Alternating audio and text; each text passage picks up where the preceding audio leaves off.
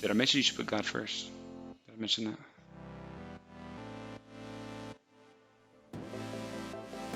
Yeah, you should. You should put God first. Okay, okay.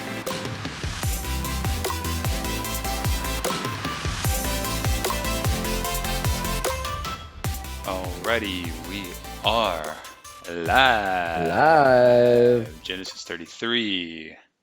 Justin, do you want to do the honors? Let's do it, baby. Genesis 33, verse 1. Then Jacob raised his eyes and looked, and behold, Esau was coming, and 400 men with him. So he divided the children among Leah and Rachel, and the 2 slave women. And he put the slave women and their children in front, and Leah and her children next, and Rachel and Joseph last. But he himself passed on ahead of them, and bowed down to the ground 7 times, until he came near to his brother. Then Esau ran to meet him, and embraced him, and fell on his neck, and kissed him, and they wept. He raised his eyes, and saw the women and children, and said, Who are these with you? So he said, The children whom God has graciously given your servant. Then the slave woman came forward with her children, and they bowed down. And Leah likewise came forward with her children, and they bowed down. And afterward Joseph came forward with Rachel, and they bowed down. And he said, What do you mean by all this company which I have met? And he said, To find favor in the sight of my Lord. But Esau said, I have plenty, my brother. Let what you have be your own. Jacob said, No, please. If now I have found favor in your sight, then accept my gift from my hand. For I see your face as one sees the face of God, and you received me favorably. Please accept my gift, which has been brought to you, because God has dealt graciously with me, and because I have plenty. So he urged him, and he accepted it. Nice. So as we picked up in chapter 32, here in verse 33, we see that Jacob and Esau finally meet. And they don't meet in Esau's hometown. Esau and these 400 men came out to meet Jacob out of their hometown. And so they're kind of in the middle of his traveling path of ultimately getting home. And there's an interesting order in which Jacob puts his family to ultimately meet Esau. So in verse 2, Jacob ultimately put the slave women and their children in front, Leah and her children next, and Rachel and Joseph last. And so if y'all recall, Jacob ultimately married not only Rachel and Leah, but he also married both of their slaves. And so he's got 4 wives that we know about. And each of these wives have children. And so he is throwing the slave women and their children first, followed by Leah, then followed by Rachel. It's no surprise that this order actually took place because he seems to be ranking, who he is showing more favoritism to, right? It's like, hey, let's put the people I like best in the back with me, and the people that I still like, but I just don't like them as much as these people over here. So, somewhat of a tough order to put everybody in. If everybody wasn't sure where their place was in the family, after this, I'm sure they figured it out pretty clearly. Good call. So at least though with this, at least he rode on in front as opposed to when he sent them ahead, at the end of last chapter. He does seem to switch up his plan, kind of in the last minute, or who knows what his plan actually was, but he seems to jump out in front kind of in the last minute, verse 3, but he himself passed on ahead of them and bowed down to the ground 7 times until he came near to his brother. So he just says, forget the order. I'm jumping out in front. This is crazy. Let me get out in front of this and make all this well. Yeah, and we find the greeting surprising from Esau. Jacob and Esau had not seen each other in 21 years, and so it was definitely an emotional reunion. And so Esau met him very warmly, and Esau was excited to see him. So, but despite Esau's warm attitude toward Jacob, Jacob seems to just this whole chapter be just super humble, like fearfully humble, in an effort to try to have receive a warm greeting, receive a warm interaction from Esau. And so he continued to refer to himself as Esau's servant through this chapter, and also address Esau as my Lord. So, and then even in verse 10, when it says your face as one sees the face of God, I believe this could be referring to Jacob giving God credit, that their meeting was a positive one instead of a negative one, and that God had changed Esau's heart from his former murderous intentions toward Jacob. And so we see that God came through and God delivered Jacob, like Jacob had requested in prayer. Absolutely. Another thing to note, I think, in verse 5, um, we read, he raised his eyes and saw the women and the children and said, who are these with you? So he said, the children whom God has graciously given your servant. Jacob is thanking God and giving God credit for the blessings that he has been bestowed. And I think that's definitely a really great continuation of kind of Jacob's growth in his relationship ultimately with God. So that's really great. Yeah, I did think the reference to saying that Jacob has ultimately seen the face of God is very, very interesting. Obviously, Esau is being kind and loving in this embrace, and who is also kind and loving? Well, God is. So, the attribute that Esau is at this point displaying mirrors an attribute that God always um, is displaying. So definitely pretty interesting. And then in verse 8 we read, and he said, what do you mean by all this company which I have met? And he said, to find favor in the sight of my Lord. This is ultimately reference the company. I believe this is referencing all the 580 animals that he had sent out previously. So yeah, this is referencing that gift. And if you don't recall from the last chapter, Jacob's completely loaded at this point, and he gives a tremendous gift to his brother Esau. Verse 12. Then Esau said, let's journey on and go, and I will go ahead of you. But he said to him, my Lord knows that the children are frail, and that the flocks and herds that are nursing are a matter of concern to me. And if they are driven hard just one day, all the flocks will die. Please let my Lord pass on ahead of his servant, and I will proceed at my leisure, at the pace of the cattle that are ahead of me, and at the pace of the children, until I come to my Lord at Seir. Then Esau said, please let me leave with you some of the people who are with me. But he said, what need is there?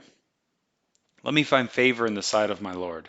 So Esau returned that day on his way to Seir.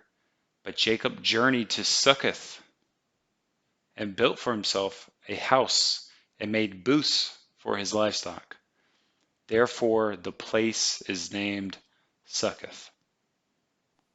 Yes, so here it appears that maybe the reason that Jacob gave Esau for not traveling with him could be another deception, because after Esau returns to Seir, we see Jacob goes ahead and heads in a different direction. He doesn't go to Seir. So Jacob was headed north to Succoth instead of south to Seir. And the interesting thing is, we actually learn more about Seir and Edom in the book of Obadiah. Actually talks about the geography there.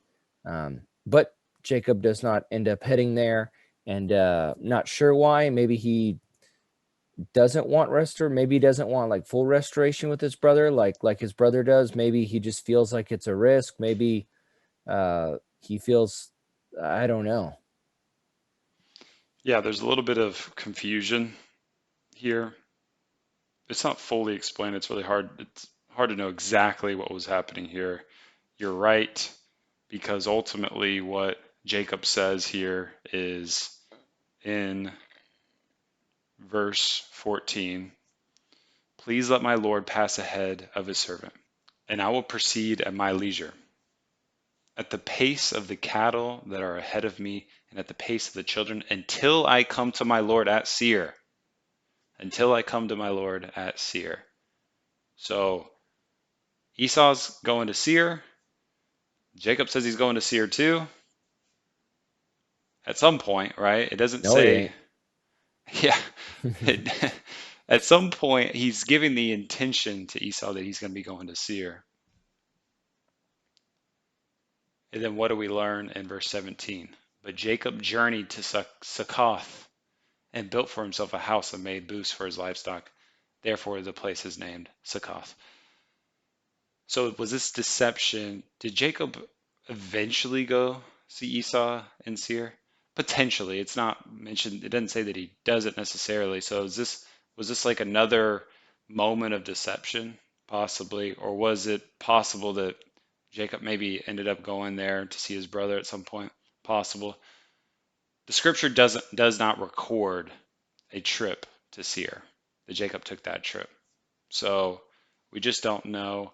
The other thing that's pretty fascinating here is that, and this is from Dr. Constable's commentary notes, this is only the second, and it is the last conversation between Esau and Jacob mentioned in Genesis. On the first occasion, in chapter 25, verse 29 through 34, Esau failed to perceive Jacob's capacity for exploitation. On the second occasion, he fails to perceive Jacob's hesitancy and lack of excitement about going to Seir. In both cases, Jacob succeeds in deceiving Esau, which kind of gets us towards the end of this chapter. And it's this whole idea that is Jacob completely a new man, or does he fall back and forth between his old Jacob self and his new Israel self? I see it falling back into some Jacob self. Yeah, which I think I suspect, it's hard to throw Jacob too hard on the bus. Aren't we all just floating back and forth between, like our old selves and our new? Hopefully, we get rid of the old self as much as possible. But to me, I think everyone waffles a little bit between their Jacob selves and Israel selves. Verse 18, Justin. Now Jacob came safely to the city of Shechem, which is in the land of Canaan. When he came from Padan Aram and camped before the city, he bought the plot of land where he had pitched his tent from the hand of the sons of Hamor, Shechem's father, for 100 pieces of money. Then he erected there an altar and called it El Elohe Israel. So Jacob, after this epic journey, finally leaves Laban, gets chased down, then comes back, has a conversation with his brother Esau, and he finally gets back to the land that he originally left.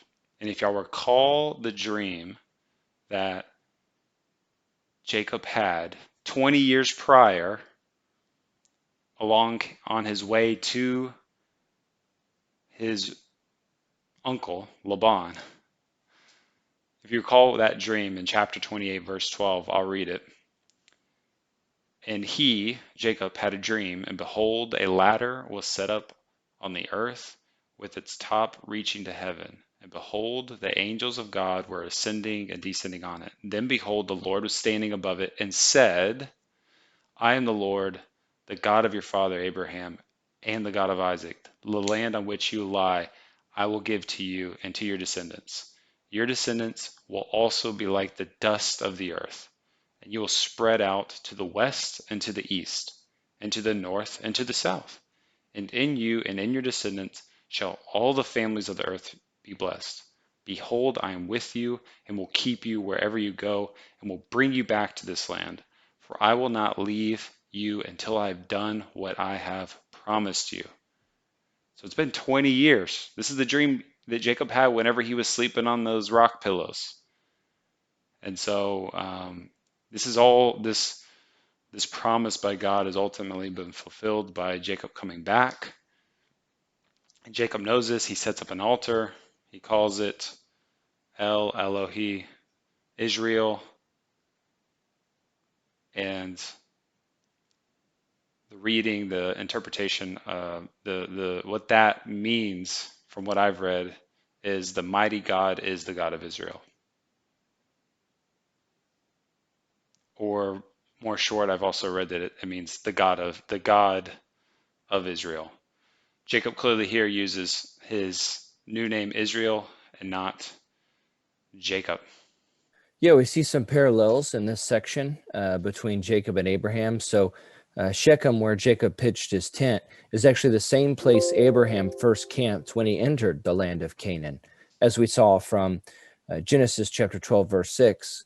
And so Jacob also purchased land and built an altar there, like his grandfather Abraham had done as well. And really, just in this whole section, with kind of wrapping up what we see here, Jacob recognized that God had kept his promises and brought Jacob safely back to the land of Canaan, just with the altar and just the statements that he made. Absolutely. This has been an epic journey. Crazy, crazy epic journey. I want to show the map one more time. There's a map that I found online that kind of shows where where Jacob journeyed to and fro. So this is the map, and we can see he traveled all the way up to Haran, where he spent 20 years with his uncle Laban. He traveled all the way back, where he was chased down by Laban and ultimately comes back to the same land that God ultimately promised to him, and where he sets up camp and ultimately makes his home. Super crazy epic trip. Who would have thought that whenever he was leaving that he would be gone for 20 years? That's a long time. I mean, you never know where that first step out your front door is going to take you. To me, it's a bit exciting. What do you think, Justin? Super exciting. I like going new places, switching things up, getting new adventures, all that kind of stuff. So, yeah, it's exciting. I bet he was excited to return home, though, at the same time. So, yeah, he had been there, I think, longer than he had planned. But he was thinking, Jacob was thinking the long game here. Look, if you're going to go there and come back, do it right, right? I mean, come back with a whole bunch of animals, and with his wives. So. I thought you were about to say in a whole bunch of wives. Yeah. Um, no, yeah, I agree. And you can have a you can have a different attitude when things turn out in kind of a adventurous type way in which there's many different turns, right? I mean, there was a lot of different turns of the way things played out that I imagine Jacob wasn't planning. I think you can take the attitude of getting excited about these turns, right? Having this idea that who knows what God has in store for us? Who knows what could happen tomorrow? Who knows what's going to happen in a year from now? That's kind of exciting. That's kind of fun. You can see that in a good light if you're putting God first in your life. I think you can see that as an exciting thing. Now, if you're not putting God first in your life, obviously I think that'd be a lot more terrifying thing, not necessarily having control of your destiny. But when you put God first in your life, these steps into the fog are what make life extremely interesting, to me at least. I enjoy these things, and there's no reason to have like extreme anxiety, especially when you're putting God first. Yeah, so one of the big application takeaway for me is that it can be easy to forget what God has done for you in the past when we have a new problem that we need help dealing with, right? We're always excited when God answers our prayers and helps us, and then all of a sudden we forget about it, how God did that when we got this new problem come up. And so in moments of stress, we can be tempted to return to the old ways instead of trusting God. I remember that there was this job I had when I kind of was going through this transition of leaving my old self. It was a big spiritual growth time that I had at this job. And so when I started looking for a new job, obviously I was tempted to not want to deal with the difficult stuff of revealing what I was doing. But I didn't want to lie. It was against my convictions to just lie to avoid the awkwardness. And so I remember that I had a job interview coming up. So I went and told my boss, and I asked him if I could have this certain this morning off the following week. And I remember that I had my plans of how I was gonna like reroute. I wasn't gonna lie, but if he was gonna say, "What are you doing?" I had my ways. I was gonna like just be reroute the questions so I didn't have to answer them. And so that morning when I asked him for that time off, he's just like, "Oh yeah," and he didn't say anything. And then that day after lunch, he totally caught me off guard. He's like, "Oh, hey, you're not going to a job interview, are you?" I was like, "No."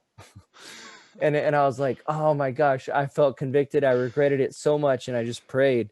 I was like, "Lord, I'm not going to lie to my boss ever again about these interviews, no matter how much he catches me off guard, no matter how awkward it is.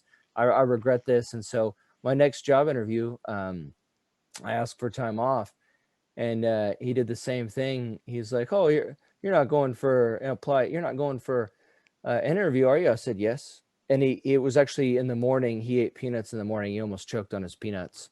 Um, and so he was like, "What? Well, you're not supposed to tell me that." I was like, "Well, you ask." And so he had sat me down and he had reminded me that before I took any jobs, he wanted to make sure that he had a chance to counteroffer. And because of my honesty and that kind of stuff, he valued he valued the situation in our relationship in a sense that he wasn't blindsided by it and that I wasn't lying to him when he asked about something that was actually happening. And so and it actually ended up really well. I mean, he didn't get all mad at me. He actually asked me to not take the job until I hear their counteroffer. And so even in difficult situations when we're tempted to deal with things the old way, dealing with things by trusting God and making sure our biblical character is there, I found oftentimes just makes it go even smoother. So yeah. If anyone is wondering what job Justin used to have, he actually used to be a runway model, believe it or not. Not hard to believe with that lovable, cuddly face. But No, that yeah, that definitely wasn't it. you should But see Justin turn. I mean, he knows how to turn. So no, here's the thing. No one knows how to walk like Henry, though.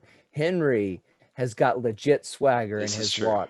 I remember one time I had to walk, it was either behind him or in front of him at this wedding. We were in the wedding party together, and it was a bummer. I think it was I had to walk behind him.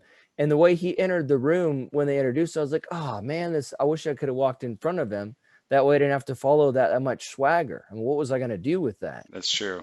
I'm a hard walk to follow. So everybody, don't get behind me. Stay in front is the lesson here. Yeah. Um, Yeah. and that's why, speaking of people who didn't stay behind, Jacob, he didn't stay behind in this little story of ours today. Story is probably not the right word. Factual His, account, historical account. historical account of what happened here. Jacob and Esau. Yep. It had a better resolution than you thought it would, mostly, That's true. except for yeah. Yeah. So Very good. Well, everybody, I hope everyone has a wonderful, incredible, amazing day. for sure. If you next time you're flipping through the channels and you see America's Top Model, Justin was actually in season 12. He Isn't that with the girls? Do they have a male version of There was a America's? special male episode this one time. Okay, that went for over 12 seasons. Okay. No, no. In the 12th season, it was actually a men only Oh, okay. season. Yeah, You know you're America's Next Top Model. I This is do. odd. I do. This I is do. weird. Yeah. Okay. It was hard for me not to watch season 12 when you told everyone at church about it. Yeah. So yeah, I watched the whole season. It's true. Um, anyways, ask your permission first. Your parents' permission before you look for Justin there. Anyways, guys, everybody, bros, brosifs, hope you all have a wonderful, wonderful, amazing week, and we will bro you later. Mm. Bro out.